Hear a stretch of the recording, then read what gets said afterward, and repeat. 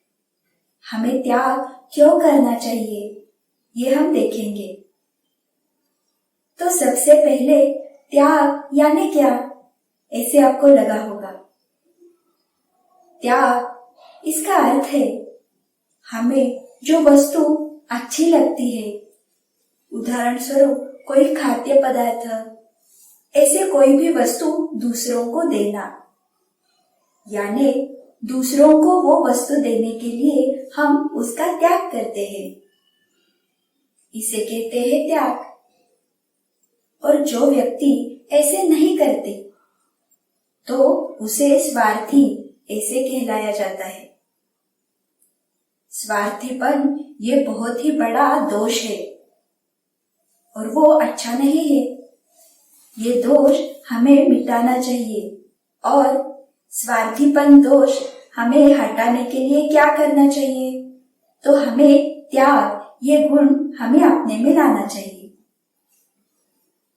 क्योंकि जो स्वार्थी व्यक्तियां रहती है ना, उन्हें दूसरों के दुख से, दूसरों के कष्ट से दुख नहीं होता। वो निरंतर स्वयं के आनंद के लिए ही जीते हैं। वो अपना ही विचार करने में मग्न रहते हैं। तो ऐसे हमें नहीं बनना है। और बच्चों, इसी स्वार्थ के कारण आगे जाकर चोरी करना, भ्रष्टाचार करना, ये सारी बुरी आदतें लग जाती है। तो अब हम हमारे इसी छोटे से उम्र से ही त्याग का महत्व जानकर लेंगे। तो इसके लिए हमें बहुत ही सुंदर उदाहरण देखेंगे। तो ये कहानी है विनू नाम के एक छोटे से बच्चे की। विनू 7वीं कक्षा में पढ़ता था। उनके घर के सामने कटहल का एक बड़ा सा पेड़ था और पहली बार उस पेड़ को कटहल लगे थे। थोड़ी ही दिनों में वो कटहल अच्छे से पक गए। तो फिर विनू के माँ ने वो कटहल पेड़ से निकाले और उसकी गिरिया उन्होंने निकाली।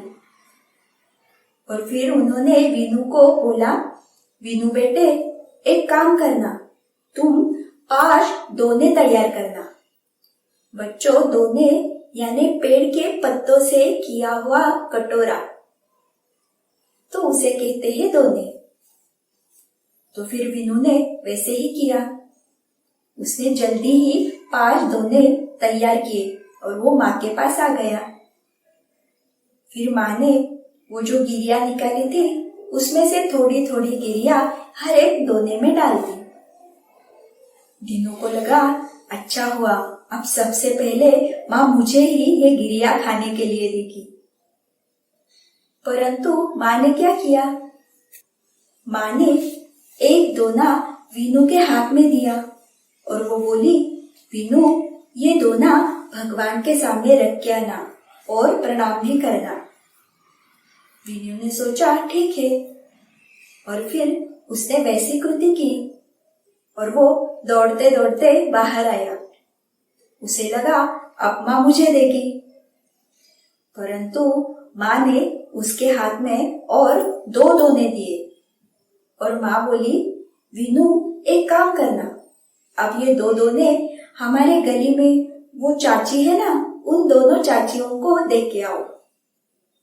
विनू बोला ठीक है, और फिर वो गली में जाकर वो 2 दोने देकर आया। बाद में माँ ने फिर से एक दोना विनू के हाथ में दिया और माँ बोली, अब ये जो दोना है ना, वो हमारे जो दादाजी रहते हैं ना गली के वहां, उन्हें देकर आओ। विनू फिर से गया। माँ की वो सुनता था सब, इसलिए वो दोना देकर तो आया, परंतु लौटते समय वो बहुत ही क्रोधित हो गया था। वो जैसे ही घर पे आया, माँ ने वो बचा हुआ एक दोना था ना, उसमें से एक गिरी निकाली और विनू को खिलाई।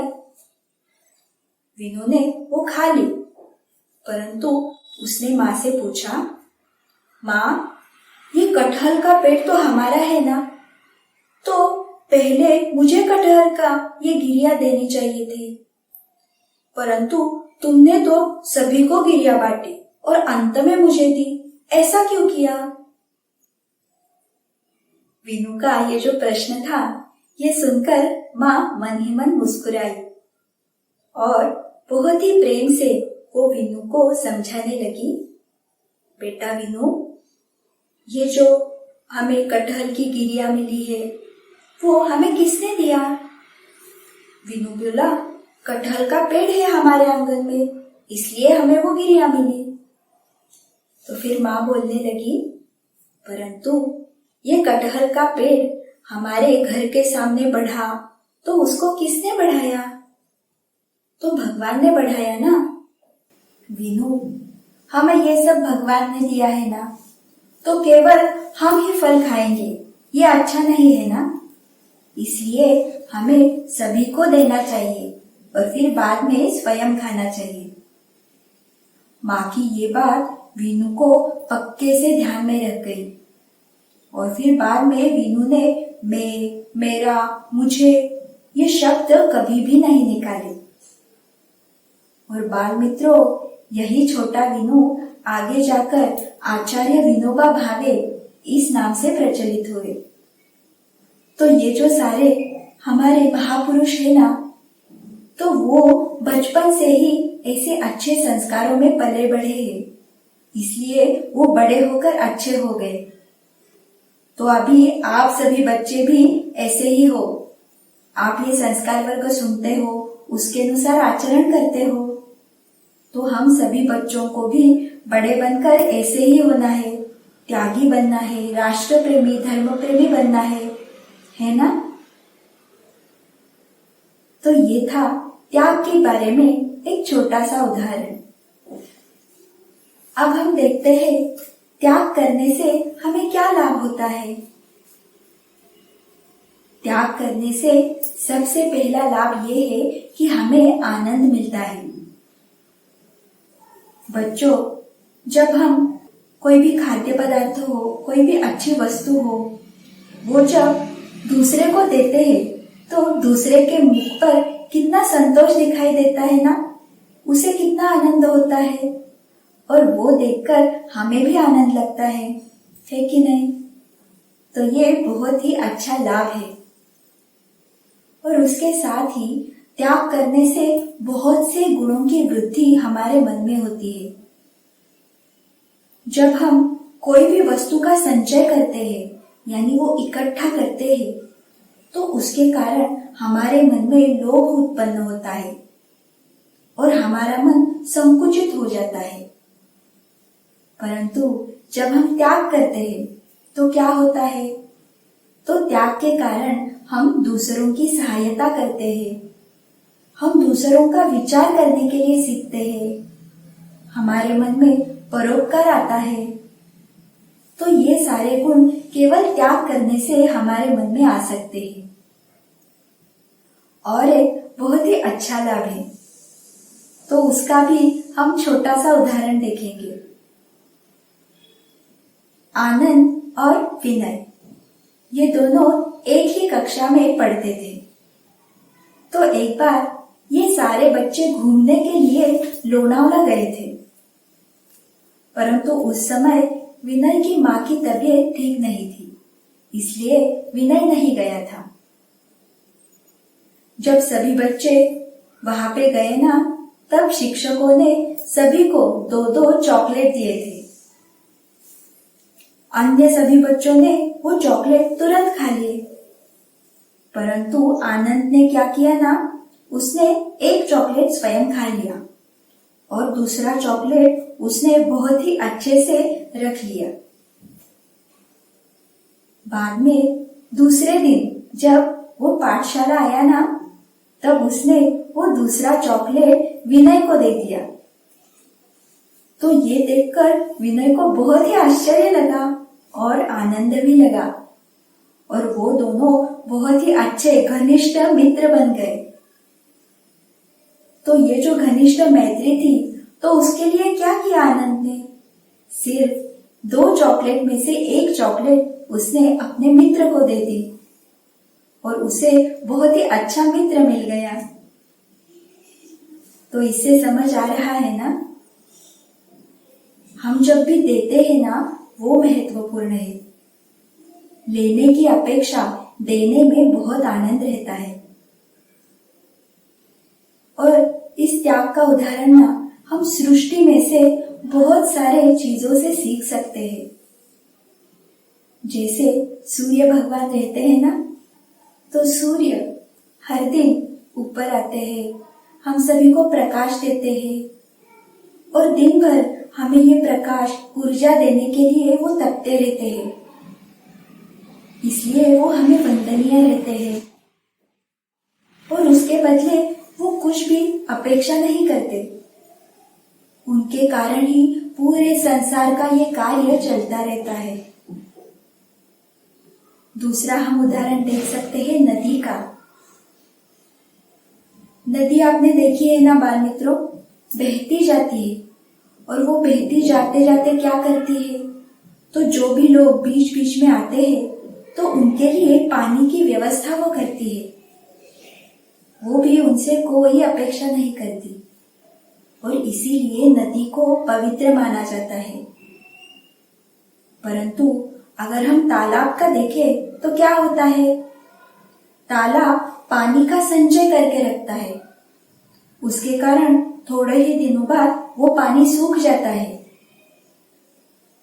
इसलिए संचय करने की अपेक्षा त्याग करने से हमें ज्यादा आनंद मिलता है। ऐसे ही पेड़ों का है, वृक्षों का है। पेड़ यात्रियों को घनी छांव देते हैं, उनको फूल देते हैं, फल देते हैं। ऐसे बहुत सारे हैं सृष्टि में जिनसे हम त्याग सीख सकते हैं। तो सभी को त्याग का महत्व समझ में आया ना? तो अब इसके बाद हम देखेंगे कि हम कैसे त्याग कर सकते हैं। हम क्या करेंगे जिसके द्वारा त्याग ये गुण हम अपने में ला सकते हैं। त्याग की वृत्ति हम में निर्माण हो, इसलिए हम घर पे क्या कर सकते हैं, तो घर में माँ स्वादिष्ट पदार्थ बनाती है ना, तो वो पदार्थ हम पहले घर के अन्य सदस्य इन सभी को देंगे और उसके उपरांत हम स्वयं खाएंगे। तो इससे हम त्याग सीख सकते हैं। और हम जब घर में कुछ खा रहे हो और तभी कोई हमारे घर में आए ना, तो उसको भी हम खाने के लिए दे सकते हैं।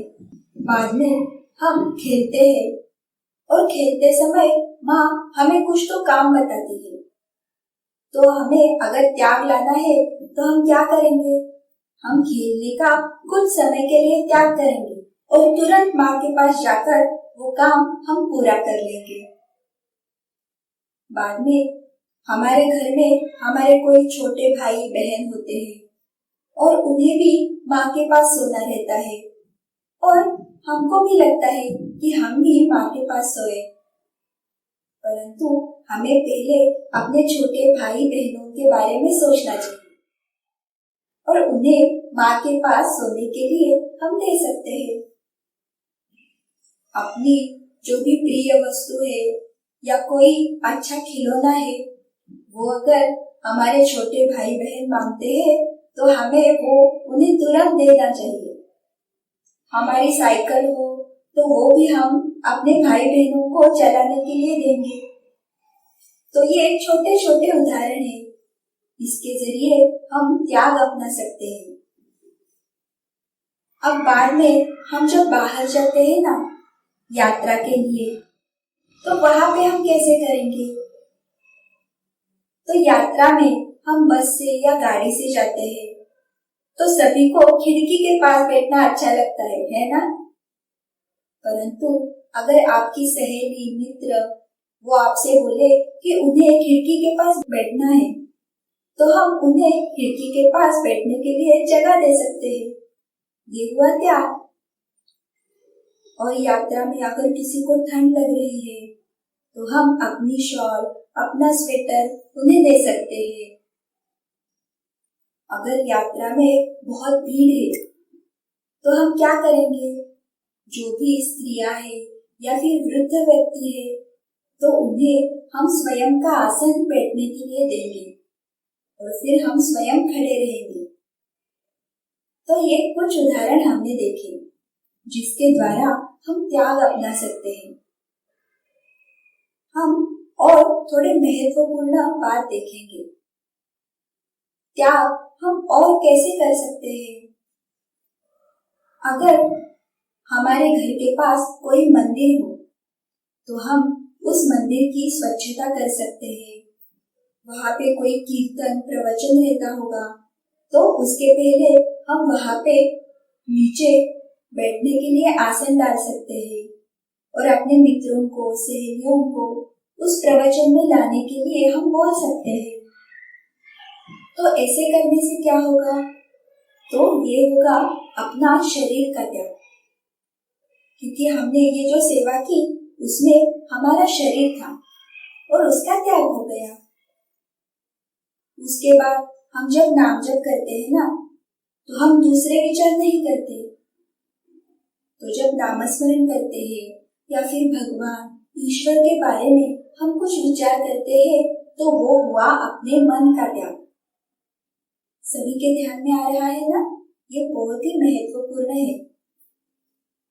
तो अभी हमने देखा शरीर का त्याग और मन का त्याग। और हम कैसे त्याग कर सकते हैं? तो बहुत बार अतिथि हमारे घर पे आते हैं और वो कुछ मिठाई के लिए हमें पैसे देते हैं या फिर आपको पुरस्कार स्वरूप भी कुछ पैसे मिलते हैं। तो ये सारे पैसे इकट्ठे कर हम क्या कर सकते हैं? तो राष्ट्र और धर्म के लिए कार्य करने वाली जो भी संस्था हो तो उसे हम ये पैसे अर्पण कर सकते हैं। इससे हमारे धन का त्याग होगा। हमारे पास बुद्धि भी रहती है ना, तो इस बुद्धि का उपयोग हम कोई भी सेवा और अच्छे से कैसे कर सकते हैं, इसके बारे में करेंगे। हम जब ईश्वरीय सेवा के लिए हमारे बुद्धि का उपयोग करते हैं ना, तो वो बुद्धि सात्विक हो जाती है और ऐसे करने से हमारी बुद्धि का त्याग हो जाता है। और अंत में हम जो भी कृति करते हैं, जो भी सेवा करते हैं, तो वो कृति हम नहीं करते, तो स्वयं ईश्वर ही हमसे ये सेवा करवा के ले रहे हैं। ऐसा हम जब विचार करेंगे तो अपने आप ही हमारे अहम का, यानी क्या, हमारा जो गर्व रहता है, अहम रहता है, उसका त्याग हो जाएगा। तो ये जो 5 सूत्र हमने देखे ना, वो भी बहुत महत्वपूर्ण है। हमने क्या देखा? तो तन, मन, धन, बुद्धि और अहम, ये 5 चीजें हमें ईश्वर के प्रति त्याग करनी चाहिए और तभी हम आगे आगे बढ़ सकते हैं और त्याग की वृत्ति हमारे मन में अच्छे तरीके से आ सकती है। तो सभी बच्चे अब त्याग करने का प्रयास करेंगे ना? बाल संस्कार वर्ग में अब हम आगे के सत्र की ओर जाते हैं। अब हम गणपति स्तोत्र सुनने वाले हैं। आपके पास गणपति स्तोत्र की पुस्तिका हो तो वो पास में लेकर बैठना और उसे देखकर ये स्तोत्र हम कहेंगे। सभी बच्चों ने अपने हाथ जोड़े हैं ना? और पूरा मन एकाग्र करके श्री गणेश जी का जो रूप है ना, कितना अच्छा रूप है। उनकी सूंड, उनके हाथ में मोदक रहता है, एक हाथ से वो आशीर्वाद देते हैं।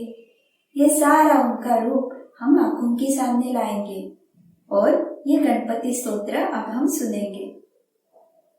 चलो फिर अब गणपति स्तोत्र आरंभ करते हैं।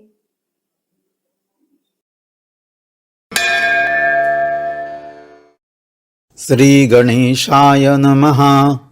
नारद उवाच प्रणम्य शिरसा देवं गौरीपुत्रं विनायकं भक्तावासं स्मरे नित्यं आयुः कामार्थसिद्धये।